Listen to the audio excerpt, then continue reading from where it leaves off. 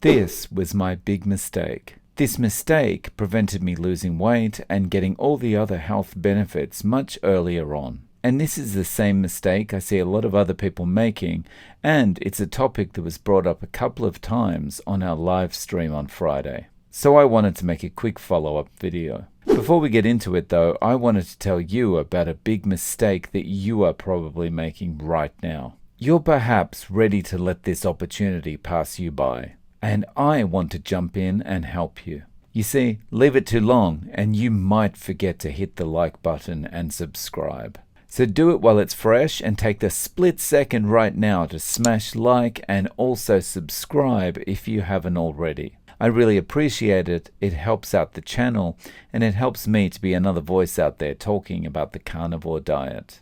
So what was my big mistake? This goes back many years to when I was a kid. I allowed myself to be conditioned to dislike fatty cuts of meat. Growing up, I disliked any fat on my steak, on my pork, on my chicken, anything. I would always cut all the fat off and eat whatever was left. As fiddly as it was, I would cut every single bit of fat off a piece of bacon and eat what was left. And this continued into adulthood. And because of all the media, both news and commercial, around fat, I thought I was doing the right thing. What I didn't realize is I was most probably sabotaging myself. First, because your body needs fat. It needs the nutrition from the saturated fat that comes along with the cuts of meat. Second, without fat, you'll have a tendency to overeat the wrong things. Because despite how satiating protein is, in my experience, there's nothing quite as satiating as saturated fat.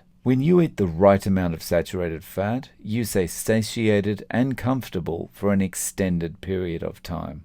When you eat protein but little to no saturated fat, you can feel satiated, but it doesn't last the same amount of time and it doesn't quite feel the same. And when you don't have that satiation and the calmness that comes with it, you're always going to be at risk of diving into that kitchen cupboard and coming out with a bag of potato chips. I've spoken before about how I think keto can be difficult when you get into the habit of eating lots of keto treats. Eating those keto treats gives you a taste again for those carb-laden processed foods, and it's super easy to fall off keto. And I think a reason, at least for me, that was very easy to fall off keto so many times is because I wasn't eating enough saturated fat. I was never satiated and calm like I am on carnivore.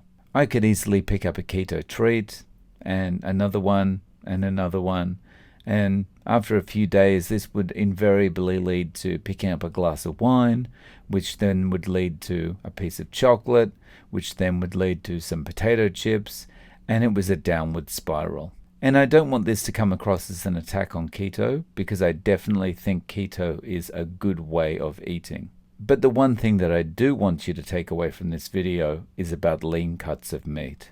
Lean cuts of meat are what the general public prize, because they've been led to believe, like I was, and probably you too, that saturated fat is bad.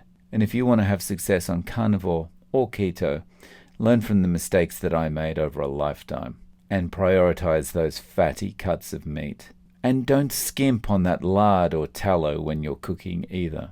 That is, unless you're spending more time in the bathroom than you are in the kitchen, and then you might be overdoing it on the saturated fat a little bit. Guys, thanks for watching. Please don't forget to click like and subscribe, and I'm looking forward to seeing you in the next video.